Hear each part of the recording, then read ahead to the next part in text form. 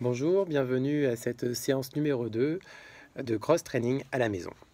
Donc cette séance est découpée en 3 parties avec un échauffement, un corps de séance et des étirements pour le retour au calme. Donc l'échauffement est décomposé lui aussi en 2 petites parties, donc déverrouillage et vraiment les petits exercices d'échauffement. Cette séance s'adresse aussi bien à des gens avancés qu'à des débutants, vous verrez, il y a plusieurs niveaux. Alors on va commencer par l'échauffement dans la partie déverrouillage. Déverrouillage articulaire. Alors pourquoi on le fait? C'est juste pour échauffer un petit peu vos articulations et les préparer à l'exercice, même avant l'échauffement. Donc il y a les épaules, poignets, genoux et chevilles. On va les faire les uns après les autres. Donc les épaules, très simple, on met les mains sur les épaules, on fait des rotations d'épaules. 15 dans un sens, puis 15 dans l'autre. Ensuite, les poignets, on fait des rotations de poignets dans un sens, puis dans l'autre, toujours 15. Partez sur 15 à chaque fois, c'est très bien. Ensuite, vous allez faire des verrouillages articulaires de vos genoux. Alors pour ce faire, vous allez juste faire des toutes petites flexions vers l'avant. Regardez, je ne suis pas bien loin. Voilà, juste comme ça. Vous en faites une vingtaine. Ce sera tout. Et enfin, vous faites les chevilles. Vous tournez 10 fois dans un sens, 10 fois dans l'autre. Vous changez de pied, la même chose, 10 fois dans un sens, 10 fois dans l'autre. Parfait, vous êtes au top pour le déverrouillage articulaire, bravo. Maintenant, on va voir l'échauffement. Alors l'échauffement, il est composé de 2 Tabata que vous allez quasi enchaîner avec 1 minute de pause entre les deux. Les Tabata, quand vous en faites un, c'est un exercice qui dure 20 secondes, puis 10 secondes de pause. Et ça, 8 fois d'affilée. Donc ça veut dire que vous travaillez pendant 4 minutes. Il existe des chronomètres qui vous permettent de voir ça, ou tout simplement vous faites attention vous-même au chronomètre. Plutôt que d'avoir un chrono, parfois c'est plus sympa d'avoir une petite musique en fond. Et dans la chanson, on entend les exercices, les pauses, etc. Donc c'est parti, on va écouter ça ensemble. Voilà, donc comme son nom l'indique, Tabata Song, une chanson Tabata. Vous allez entendre même le début, il est annoncé. Écoutons ça.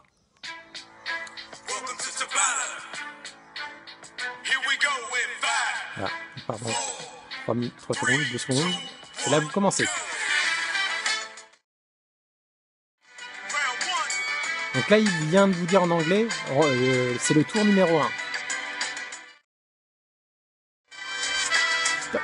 Voilà, pause. Ça peut être plus sympa. Donc le premier Tabata, on va être plus sur un exercice un peu renfort au niveau des jambes. Donc on va faire des squats. Alors pour faire des squats, pied plus large que le bassin, pieds et genoux dans la même direction.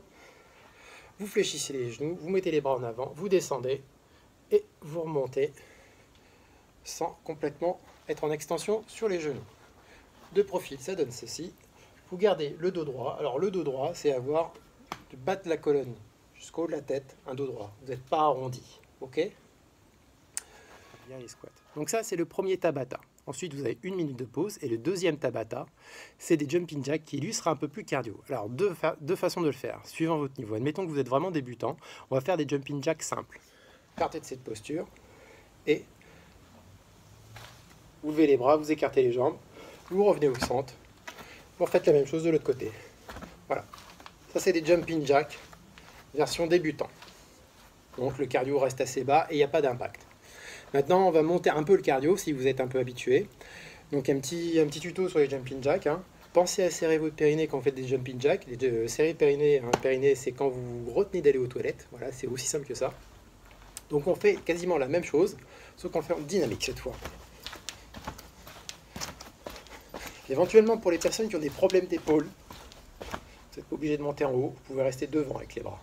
Ça, c'est le deuxième Tabata, donc 20 secondes de jumping jack, 10 secondes d'arrêt, 20 secondes de jumping jack, 10 secondes d'arrêt. Et là, c'est bon, vous êtes au top, vous êtes échauffé, bravo. Là, on va pouvoir attaquer la séance, donc vous pouvez, si vous avez tout préparé, attaquer direct. Mais bon, le temps que vous vous prépariez, je pense qu'il y a 2-3 minutes, pas plus, parce que sinon vous perdez les bénéfices de l'échauffement. Donc, l'exercice. il est calibré comme suit. Donc maximum de temps, 45 minutes. Bon, si vous dépassez, c'est pas grave. Mais c'est pour vous donner une référence. Normalement, si vous faites plus de 45 minutes, c'est que le niveau que vous avez choisi n'est pas adapté. Donc on s'aperçoit qu'il y a plusieurs niveaux. Ici. Voilà, là on voit bien. Ouais. On voit qu'il y a RX, niveau 1, niveau 2, niveau 3.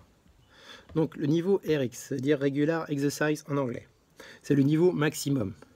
Donc si vous êtes entraîné, c'est le niveau qu'il vous faut. Si vous êtes débutant en sport, voire vous en faites quasiment jamais, prenez N3. N2, c'est le débutant qui s'entraîne au moins une fois par semaine. Et N1, c'est quelqu'un qui est déjà entraîné, mais qui préfère rester sur quelque chose d'un peu plus cool. Voilà, et RX, c'est vraiment, vous êtes entraîné et vous pouvez y aller. Parce que si vous attaquez directement RX alors que vous avez un niveau N3, je ne vous le recommande pas, c'est pas bon pour vous. Donc le RX, qu'est-ce que l'on voit? On voit 200 quoi? On voit 200, 160, 100, 40, 40, 100, 160, 200. On peut voir qu'il y a une symétrie. Ok, et c'est pareil pour tous les niveaux, il y a une symétrie. Le premier exercice, c'est de la corde à sauter, ou air corde à sauter si vous n'avez pas de corde à sauter. Alors, quelques petits conseils. Quand vous faites de la corde à sauter, essayez de faire des petits sauts avec les pieds, pas des grands sauts pour économiser votre énergie. Et lorsque vous tournez, tournez plutôt avec les poignets ou un peu les avant-bras plutôt que le bras en entier. Et un tout petit peu les avant-bras.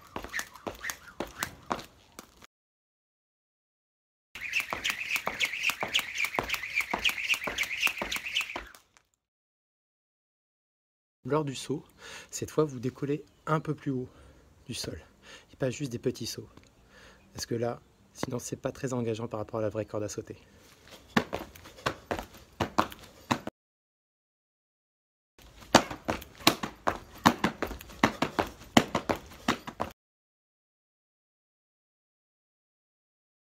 Ensuite il y a des squats, donc je rappelle, on passe ensuite à 100 à 160 squats pour le RX. Les pointes de pied sont dirigées vers l'extérieur. On tend les bras devant pour garder un équilibre. Et le poids doit être ressenti au niveau des talons.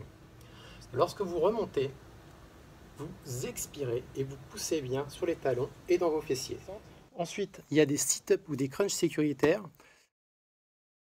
Pieds l'un en face de l'autre, et ensuite comme si on voulait ramener les talons. On s'allonge. Et on se redresse. Et on enchaîne. Et on se positionne pour que la courbure du dos soit préservée. Dans cette position-là, donc vous ramenez vos talons proches des fessiers, vous avez les mains au niveau de la nuque, vous regardez vers le ciel, vous contractez dans cet ordre d'abord le périnée, ensuite vous rentrez le ventre, puis vous décollez les épaules du sol en regardant vers le ciel. De cette manière-là. Puis vous redescendez. Ensuite, il y a les fentes avec la jambe levée. Ah, c'est quoi les fentes avec la jambe levée? Donc ici, fente jambe levée, on a 40-40 en RX, 30-30 en N1, 20-20 en N2 et 10-10 en N3. Bon, voilà, buste bien droit, on descend et les deux jambes sont à 90 et on revient.